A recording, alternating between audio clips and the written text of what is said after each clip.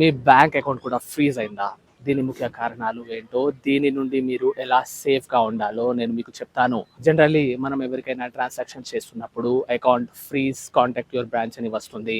Bank వెళ్ళేసి మేనేజర్ని కలిస్తే ఇది వేరే స్టేట్ కి సంబంధించిన cyber sell me account freeze చేయమని నోటీస్ పంపించారు, అందుకే చేశామంటారు. కానీ నిజానికి మీరు ఎలాంటి సైబర్ ఫ్రాడ్ చేయలేదు, కానీ మీ అకౌంట్ ఎలా ఫ్రీజ్ అయిందని ఒక కన్ఫ్యూజన్ లో ఉండిపోతారు. ఎవరికో సైబర్ ఫ్రాడ్ చేస్తే ఆ fraud amount step by step మీ దాకా వచ్చేస్తుంది. దానివల్ల సైబర్ సెల్ ఆ అమౌంట్ ఎవరెవరికి ట్రాన్స్ఫర్ అయిందో అందరి అకౌంట్స్ ని ఫ్రీజ్ చేయమని నోటీస్ ఇస్తుంది. ఈ నోటీస్ దేశంలో ఎక్కడిదైనా సైబర్ క్రైమ్ పోలీస్ స్టేషన్ నుంచి అయి ఉండవచ్చు.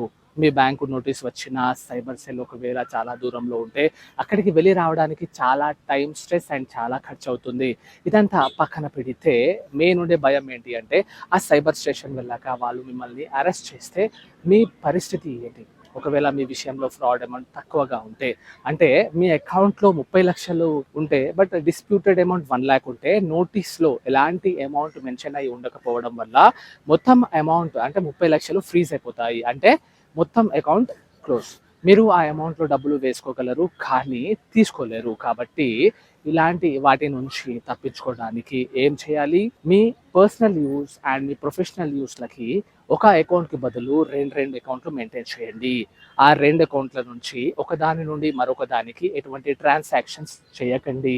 అమౌంట్ ట్రాన్స్ఫర్ చేయాలి అన్నా డైరెక్ట్గా చేయకుండా ఒక అకౌంట్ నుంచి క్యాష్ రూపంలో అమౌంట్ తీసి ఇంకొక అకౌంట్లో డిపాజిట్ చేసేయండి. ఇలా చేస్తే ఒక అకౌంట్ ఫ్రీజ్ అయినా మీ బిజినెస్ అండ్ పర్సనల్ లైఫ్లో ఎలాంటి ఎఫెక్ట్ ఉండదు.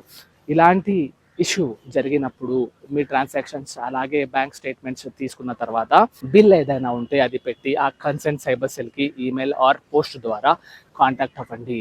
ఆ తర్వాత కూడా వాళ్ళు అన్ఫ్రీజ్ చేయకపోతే కన్సర్న్ హైకోర్టులో ఒక రిట్ పిటిషన్ ఫైల్ చేయొచ్చు.